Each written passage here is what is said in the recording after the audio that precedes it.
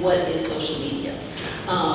I made a slide here with a couple of icons for a couple of different social media platforms that you all are sure heard of or are used to someone talking about. There are tons and tons out there, and tons being created every day.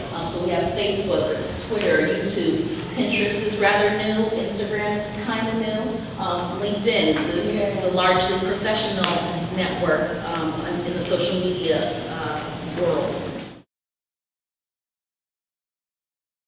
As of February of this year, 66% of online adults are using social networking sites.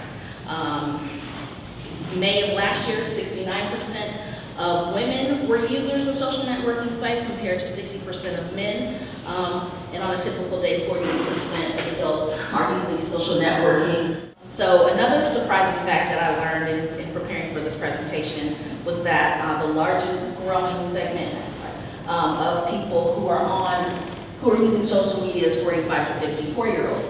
Generally, when people think of social media, they think, oh, maybe teenagers are doing it, or young people, or, I don't want to tweet, or I don't want to do it myself, or what does that mean? It'll take too much time. But the most important thing to remember for the beginners in the room, if you're new to Twitter, new to Facebook, it'll take some time to get used to. You'll find out what is your what's your pattern that works best for you. There are some recommendations about how often to send out a message, 2-3 times a day, or, if you're different time zones, you want to make sure you're getting the maximum exposure. You can use some automated services that will send out information on your behalf, or you're going to be asleep. So if I wanted to communicate with people on the East Coast, I need to send out a pre-planned tweet because I'm not waking up at 5 a.m. to make sure it goes out. So, people think they're busy, they don't have time to tweet or make status updates. Another thing in terms, besides things like Hootsuite that will allow you to send an automated message, the mobile access for Twitter, Facebook is, if you have a smartphone, you can still connect. So it's convenient, but also adds to the social habit, and it kind of makes us a little disconnected as we keep being attached to our devices. Having people within your respective organizations who are attuned to those things, who are actively interested in technology and new ways of communicating, and who are, savvy in that manner, will make your organization that much stronger and able. Most of us have schools, colleges, universities, something in our community. All of those places, those kids are looking for community service hours. They're looking for internships, and what I have done is plug into that network, and I have a couple of young people who all they do is keep me abreast of what is going on in social media and the new trends that attract young people, younger minds, younger thinking, forward thinking, because I can't do it all. And I think sometimes, especially entrepreneurs, we are like so engaged and we think we got to do it all ourselves. You can't do it all. And we also can't afford to pay for it. But we also have young people who are looking for stuff to plug into. So we have Facebook, we have YouTube, we have Pinterest, and then we have this idea of multiple sites.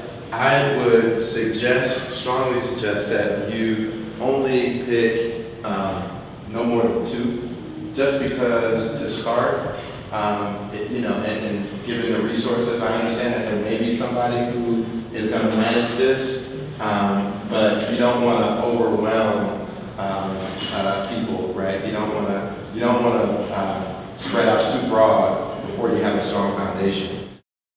As you think about your work, is who your target audience is. Who are the people who you are trying to reach? Who are the people you're trying to motivate for action? Where do they reside? What is their demographic? I think Pinterest right now, correct me if I'm wrong, Amber, has primarily female participation.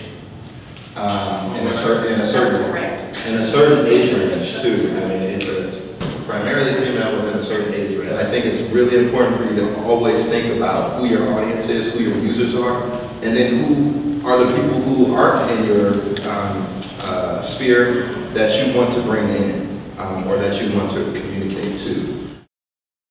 901 million active users on Facebook at the end of March, of May, I think, I'm sorry, I changed it. Yeah, May of this year. So we're in July, I'm sure they've hit 1 billion by now. That's a lot of people. And you want to be where the people are at in terms of getting your message out there, recruiting, advocates for your cause, building those relationships and figuring out how can you partner with people who have shared and similar interests. That whole quid pro quo. I'll promote yours, you promote mine, and everybody will benefit in the end. We can't be wed to one platform or another. We have to be able to stay nimble and understand how people are starting to communicate and relate to one another, and be at the front of the curve, ahead of the game, all the time. And so, Facebook is here now, and it's the biggest game in town. There are two things. One is, the language that you use to describe your work, right? Like there are very specific words that you guys use to describe what you're doing, whether that's talking about foreclosures or VITA sites or access to capital. There are very specific and technical terms that you would use to describe certain functions. So one is that list, right?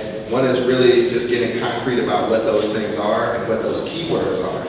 So you'll have to outline what those are. And then the second thing is, okay, now how do we create messaging platforms? How do we create messages around those things for social media?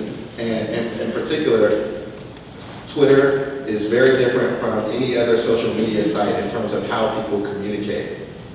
Now, Twitter, you can post all day long on Twitter, right? But you might not post all day long on Facebook. People will get annoyed with you, you know what I mean? So the frequency at which you post and the language that you use to post is very different on Twitter versus Facebook and other places. And so Twitter is something of an anomaly in that regard.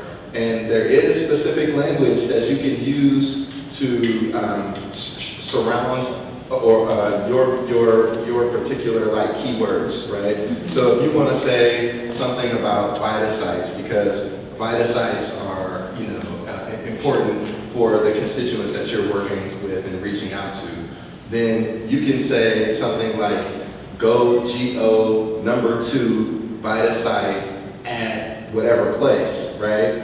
And then that's more Twitter language, you know what I mean? But it still includes the specific keywords that are related to your field of practice. So you just have to be really savvy about identifying, one, what the keywords are that are related to your practice, and then on the other hand, two, what messages you want to develop within, say, a Twitter context, and how you can get that all out and combined in a way that